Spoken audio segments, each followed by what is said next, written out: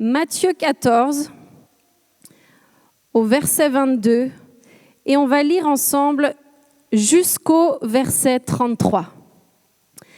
Aussitôt après, il obligea les disciples à monter dans la barque et à passer avant lui de l'autre côté, pendant qu'il renverrait la foule.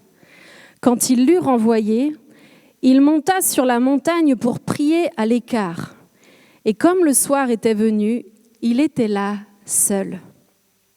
La barque, déjà au milieu de la mer, était battue par les flots, car le vent était contraire. À la 4e veille de la nuit, Jésus alla vers eux, marchant sur la mer. Quand les disciples le virent marcher sur la mer, ils furent troublés et dirent « C'est un fantôme !» Et dans leur frayeur, ils poussèrent des cris. Jésus leur dit aussitôt « Rassurez-vous, c'est moi, n'ayez pas peur. » Pierre lui répondit « Seigneur, si c'est toi, ordonne que j'aille vers toi sur les eaux. » Et il dit « Viens. » Pierre sortit de la barque et marcha sur les eaux pour aller vers Jésus.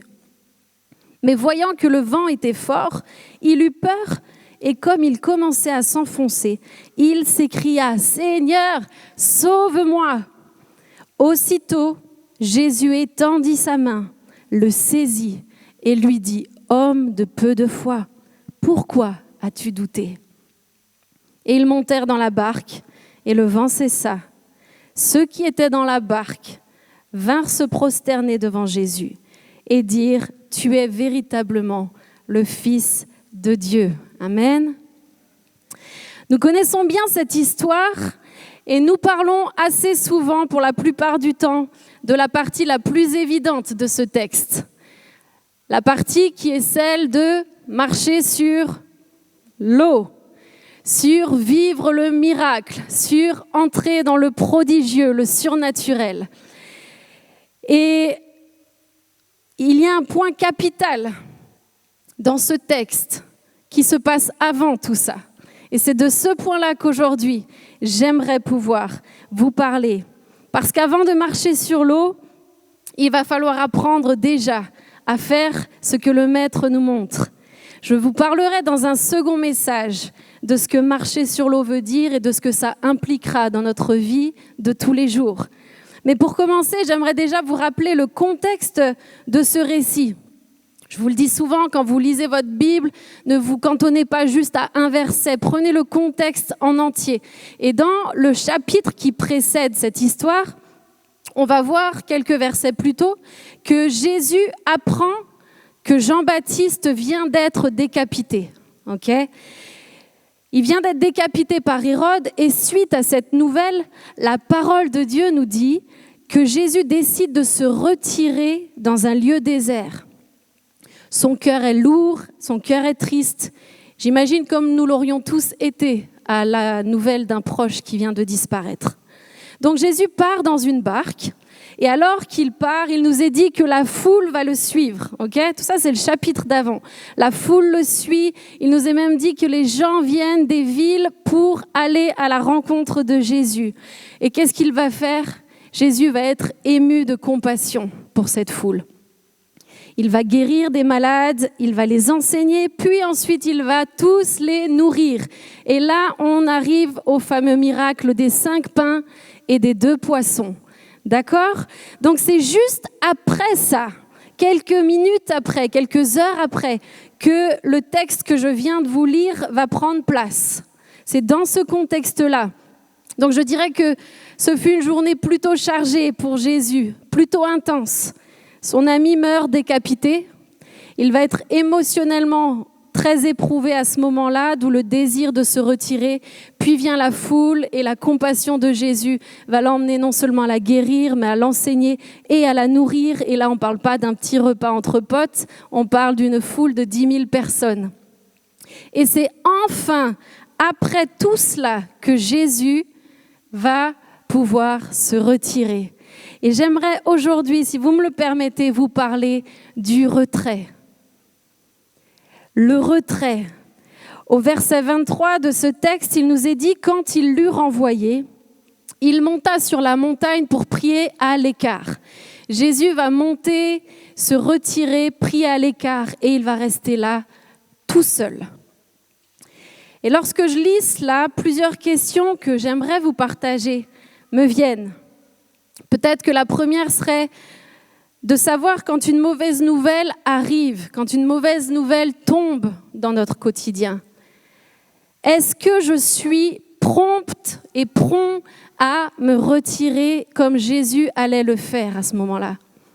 Est-ce que à la première mauvaise nouvelle, nous sommes de ceux qui avons le réflexe de nous retirer et d'aller à l'écart pour prier?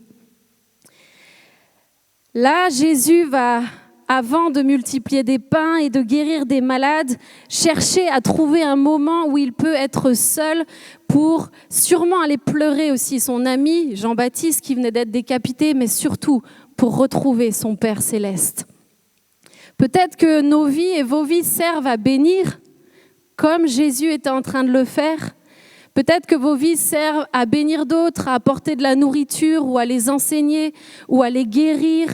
Peut-être que vous avez des semaines qui sont intensives et aussi intensives que la journée-là de Jésus l'a été. Des journées, des semaines où le flot continu d'activité vient vous écraser parfois. Est-ce que dans ces moments-là, nous avons le réflexe d'aller et de nous retirer sur la montagne où notre Père céleste nous attend? Est-ce que nous savons et nous sommes capables de rester là, seuls, cœur à cœur, avec le Père, sans personne? Sommes-nous réellement capables de renvoyer la foule pour trouver du repos, pour trouver le ressourcement qui se trouve en Dieu uniquement? J'aime ce texte parce qu'il commence par ça. Jésus va se retirer seul pour prier à l'écart. Et nous voyons tout au long de la vie de Jésus qu'il se retirait constamment, tout le temps pour aller à la rencontre de son Père. Jésus ne pouvait pas vivre autrement. Et notez bien que c'est lui qui y allait.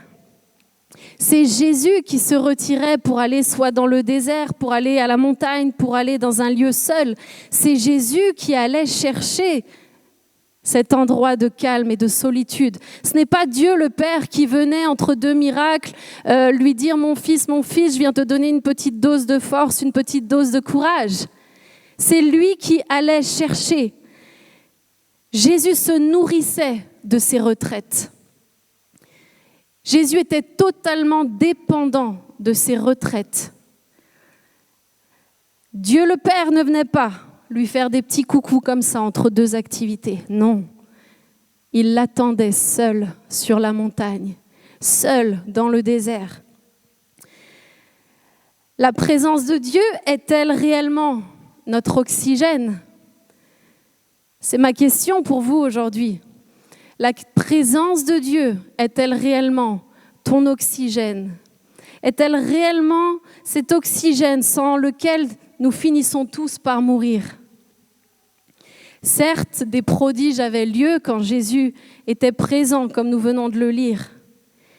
Mais mes amis, les miracles qui se produisaient ne sont que le résultat de la présence de Dieu dans sa vie. Les miracles qui prenaient place, les guérisons qui prenaient place, les démons qui fuyaient à l'approche de Jésus-Christ n'étaient que le résultat de la présence de Dieu, son Père, dans sa vie, tellement palpable qu'à son passage, les démons ne pouvaient pas résister.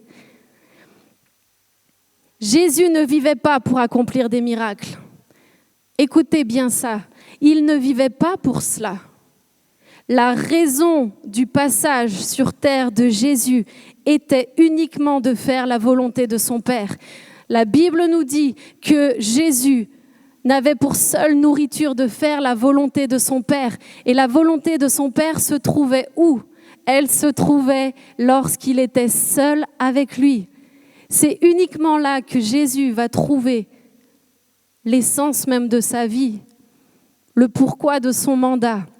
C'est lorsqu'il se retirait. Il vivait que pour cela. Il aimait se trouver seul. Jésus vivait pour être dans la présence de son Père. Parce que Jésus savait ce que voulait dire la présence de Dieu. Il l'a quitté pour venir jusqu'à nous. Et quand il est venu ici-bas, il ne cherchait qu'une chose, c'était de pouvoir être en relation avec ce Dieu tout-puissant. Amen.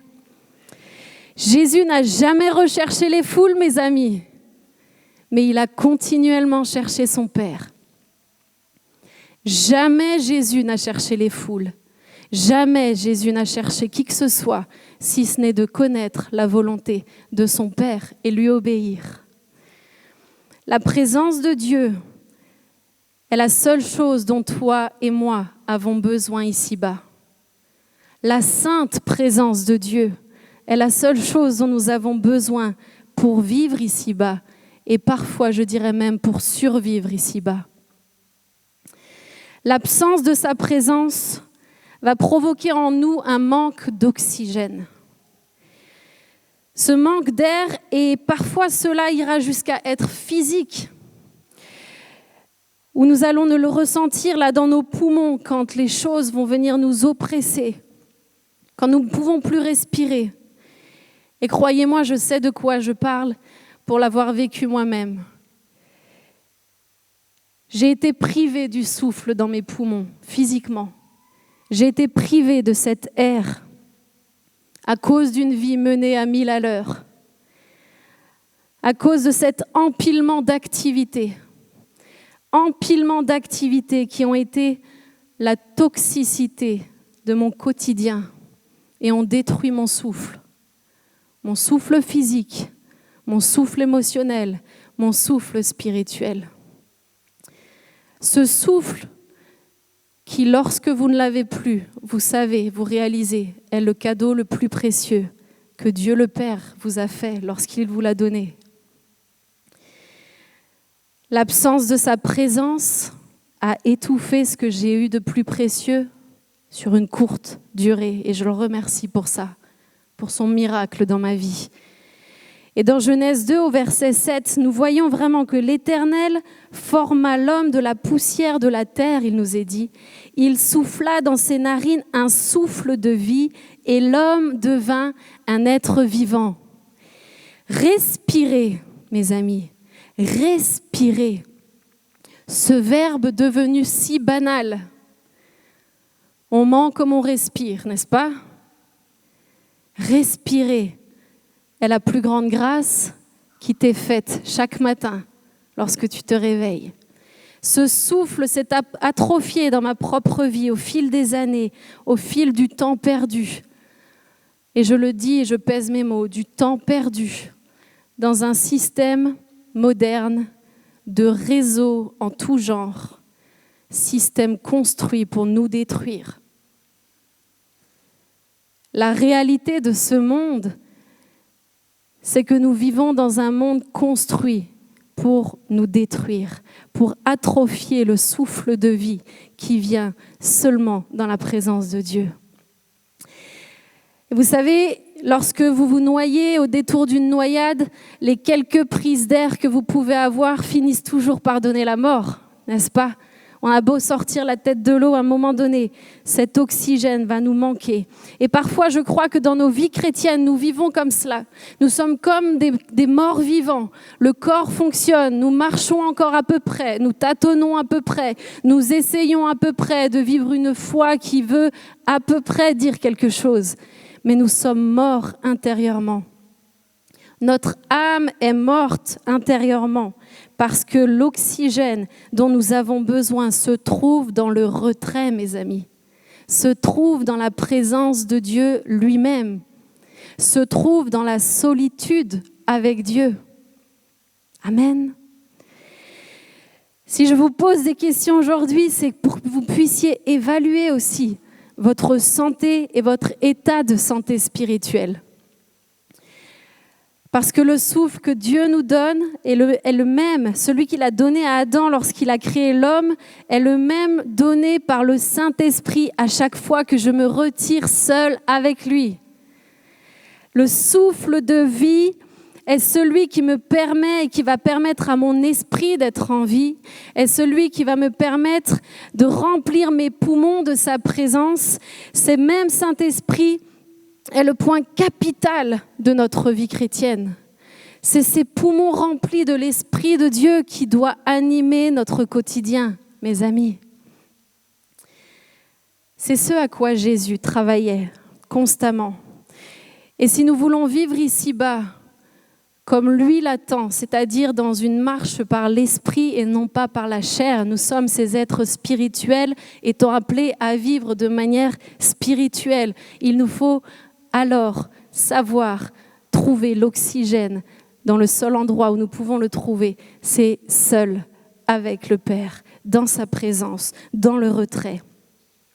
Alors comment voulons-nous vivre cette réalité si nous sommes sans cesse entourés, si nous sommes sans cesse avec du monde, si nous ne sommes éventuellement même jamais seuls? Il y a des gens, et je connais des gens qui ne savent pas rester seuls. C'est pour eux une épreuve que de rester seuls parce que ça va les angoisser. Comment est-ce possible de trouver ce chemin-là si nous sommes sans cesse affairés, si nous sommes sans cesse occupés, si nous sommes sans cesse préoccupés dans notre esprit? Comment trouver cet oxygène si nous sommes incapables de nous retirer loin des autres? Peut-être même si nous sommes attachés à ce que leur regard nous procure, à cette foule, à ces gens, à leurs compliments, à leurs commentaires, à leur admiration peut-être. Et peut-être que tu es là et c'est ton cas. Peut-être qu'aujourd'hui ta vie dépend trop de ce que les autres disent de toi. Peut-être qu'aujourd'hui ta vie se limite trop à ce que les gens pensent de toi, à leurs compliments. Peut-être même que tu en es dépendant et que dès que tu n'as pas ce like, que dès que tu n'as pas le commentaire attendu, tu souffres intérieurement. Laisse-moi te dire, mon ami, et faire cette parenthèse, que si tu vis à travers le compliment des gens, tu mourras un jour par leur critique. C'est la réalité de l'homme. L'homme va te mettre au nu tout un temps, mais demain, tu mourras par sa critique.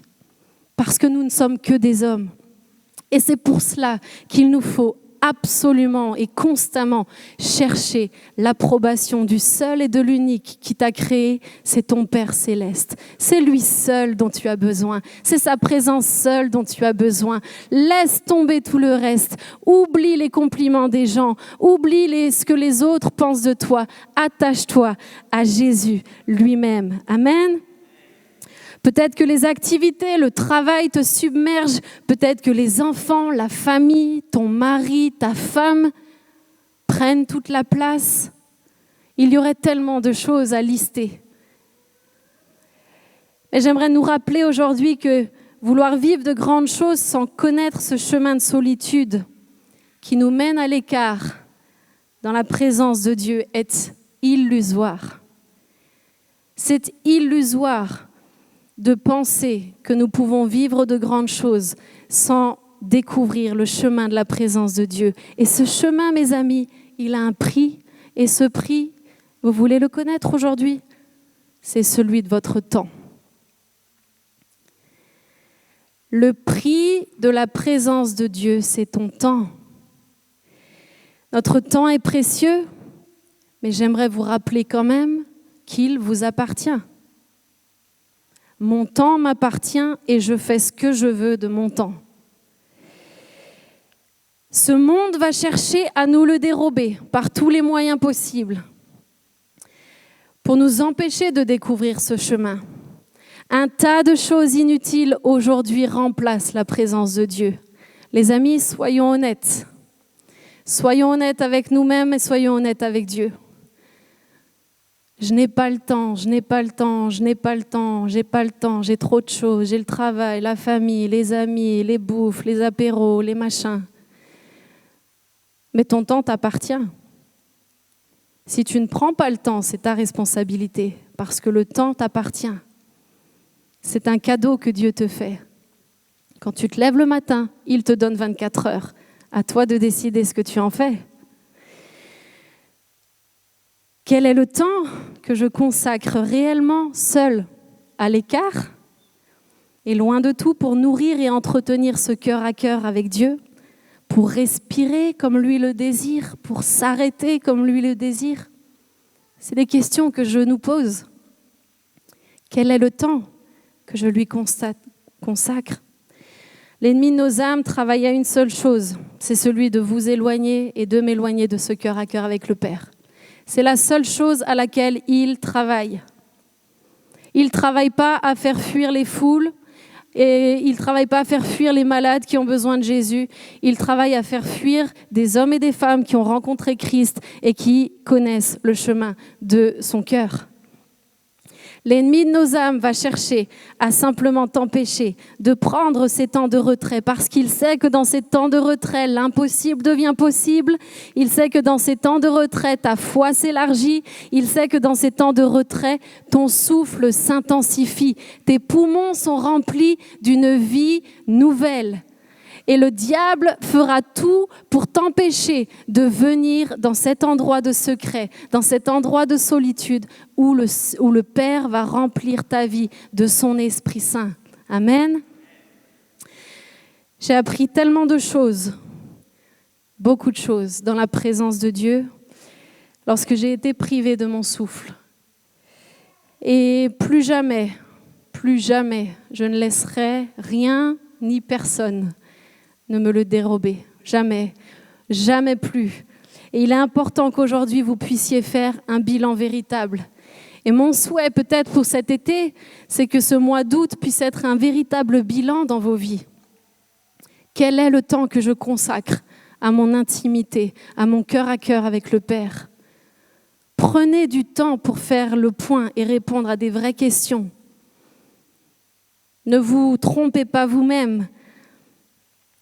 Trop souvent, nous l'abandonnons, ce lieu secret, cet endroit extraordinaire où Dieu vient nous parler, Dieu vient nous guider, Dieu vient nous consoler, Dieu vient nous donner force et courage quand nous en manquons. Ce lieu où Dieu se révèle tout simplement, seul à seul, avec nous. Notre société nous impose un flot continuel d'informations. Peu importe où vous vous retournez, peu importe ce que vous écoutez, ce que vous regardez, il y a un flot incessant d'informations. Ces vies, souvent menées à 300 à l'heure, nous séparent chaque jour un peu plus de cette montagne. Chaque jour un peu plus loin de cette montagne, de cet endroit où Jésus lui-même se rendait, de ce désert où il allait se ressourcer, de cet endroit où tout simplement rien ne se passe, si ce n'est d'écouter le Père qui a à te dire quelque chose. Mes amis, si nous voulons vivre une vie et une foi efficace et aller surtout jusqu'au bout de notre course, il nous faut absolument et plus que jamais dans les temps dans lesquels nous vivons, écoutez-moi bien, être capable de renvoyer au loin toutes les distractions incessantes que la vie nous impose. Toutes ces distractions-là, il faut absolument les renvoyer au loin et apprendre à le faire si ce n'est pas encore ton cas. C'est capital pour ta survie, pour notre survie. Si Jésus a eu besoin de ces temps de retrait, avec son Père, à combien plus forte raison, nous-mêmes, êtres humains, aussi faibles et fragiles que nous sommes, en avons-nous besoin, n'est-ce pas? Nous vivons dans une société où tout va trop vite. Tout va trop vite. Le rythme imposé dans notre quotidien, les amis, n'est pas normal. Il n'est pas normal. Et il n'est pas celui que Dieu avait prévu initialement pour nous. Jésus nous en fait une belle démonstration toute sa vie, tout au long des évangiles. Lorsque vous regardez Jésus vivre, nous nous rendons compte qu'il ne courait pas. Certes, il n'y avait pas le métro, il n'y avait pas les voitures, tout ça, mais Jésus ne courait pas. Il marchait de ville en ville. Jésus prenait le temps de savourer, de contempler ce que Dieu a créé autour de lui. Je l'imagine s'arrêter au bord d'un fleuve, de se ressourcer. Jésus ne courait pas. Il était calme et il ne laissait surtout rien ni personne le séparer de son oxygène. Ni les besoins qui l'entouraient, ni les disciples, ni sa famille, ni la foule, rien ni personne n'a empêché Jésus de se retirer seul avec son Père pour trouver le repos de son âme. Et aujourd'hui, il te faut apprendre à faire taire toutes les pressions qui t'empêchent d'accéder à ce lieu de repos, ce lieu de solitude, ce lieu de cœur à cœur avec le Père. C'est cela dont tu as besoin pour mener une vie de foi, non seulement efficace, mais pour la mener jusqu'au bout.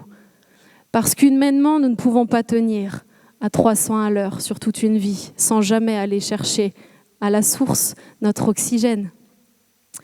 Jésus va même aller jusqu'à renvoyer la foule pour trouver cet oxygène. Vous vous rendez compte? On pourrait dire, Jésus quand même, toute cette foule, ils ont tellement de besoins.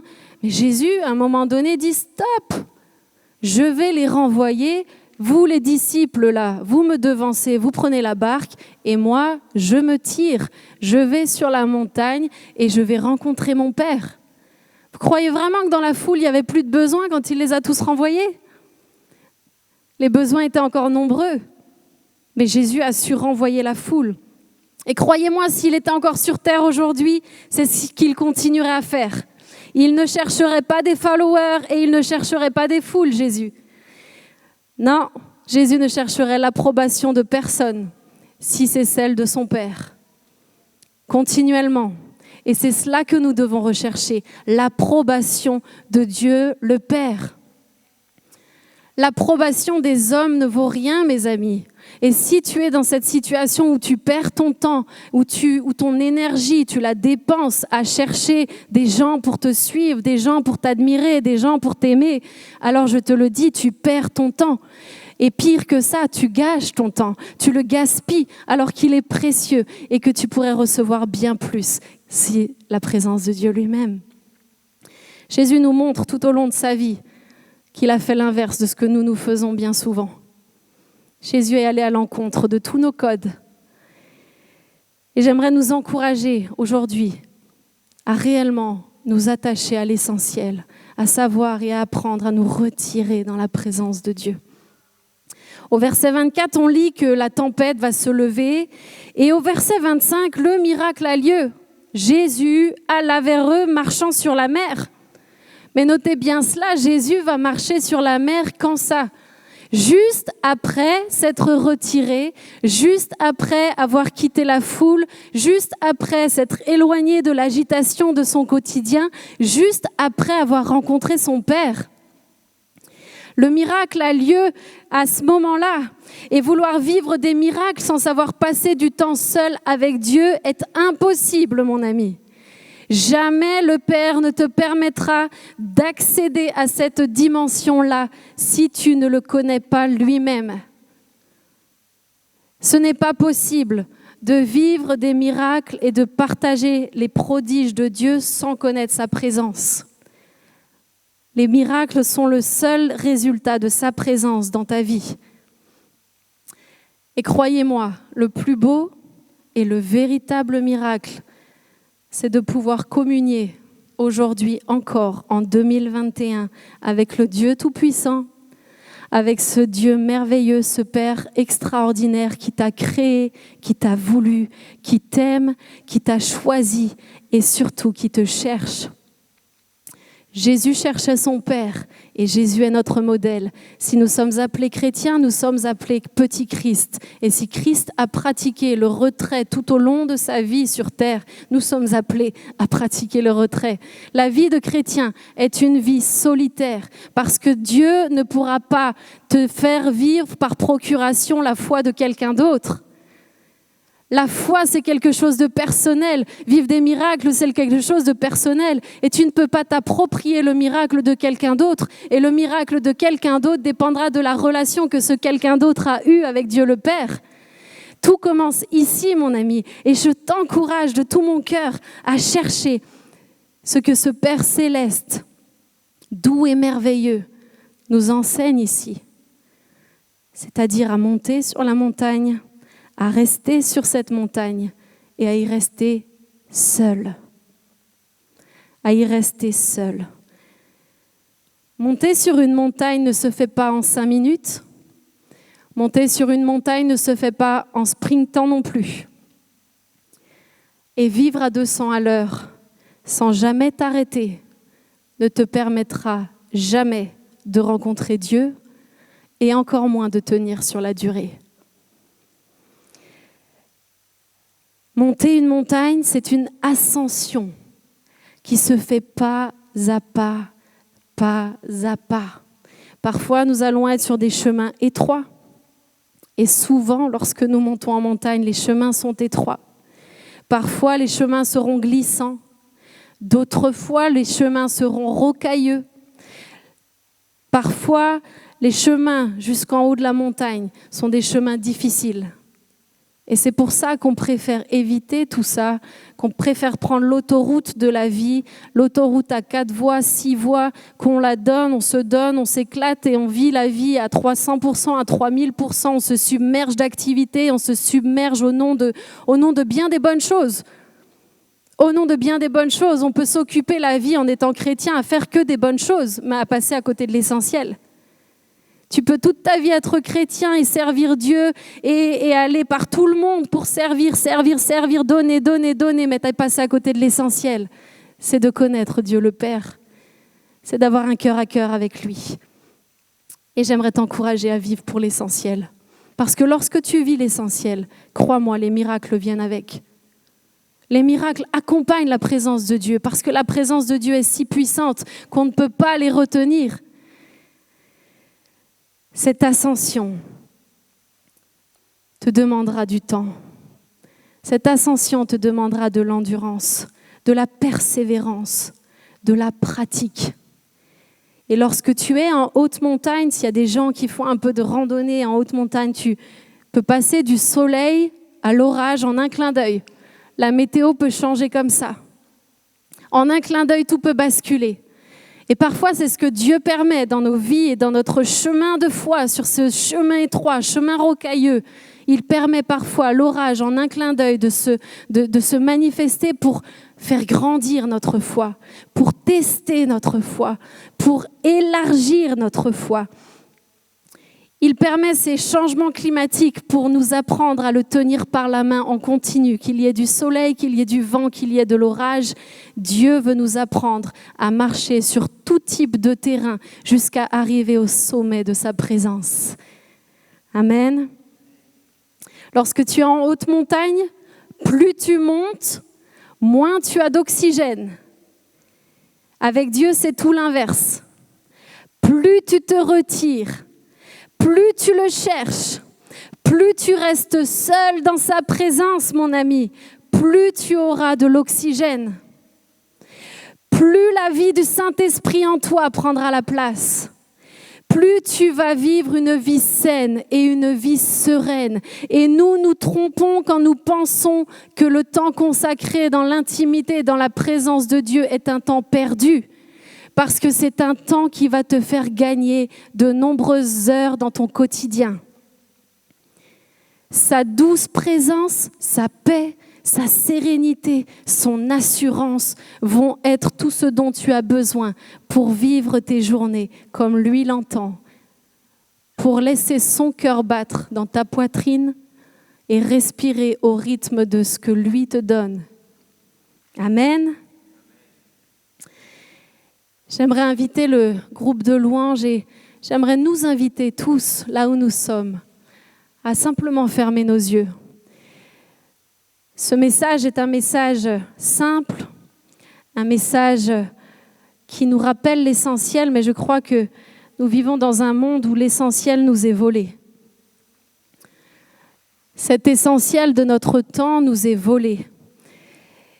Et aujourd'hui, j'aimerais simplement que nous puissions encore louer le Seigneur pendant quelques instants.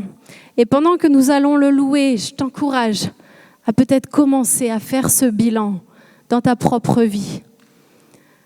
À laisser Dieu venir par l'action de son Saint-Esprit, peut-être te montrer là où il pourrait y avoir une réforme, là où il pourrait y avoir un changement.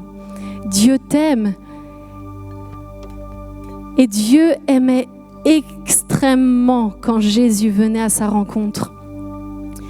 Et de la même manière qu'il attendait son Fils en haut sur la montagne, dans le désert, dans le retrait, dans la solitude de ton cœur, autant il attend cela de toi, pour toi. Parce que ce qu'il a à te donner est extraordinaire, mes amis. Sa présence est extraordinaire. Faisons ce bilan un instant et laissons Dieu nous montrer quelles sont ses priorités, peut-être à revoir dans nos vies.